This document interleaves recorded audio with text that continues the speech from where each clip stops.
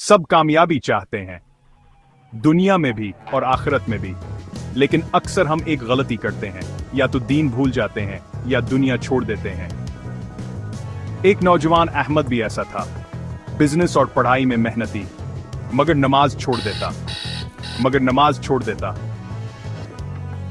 फिर उस्ताद ने इसे कुरान की ये आयत सुनाई, अल्लाह ने जो कुछ दिया है इससे आखिरत कमा और दुनिया का हिस्सा भी लेना न भूल। ये आयत इसने सुनाई, साथ ही हदीस याद दिलाई, बेहतरीन वो है जो दुनिया के लिए भी मेहनत करे और आखिरत के लिए भी।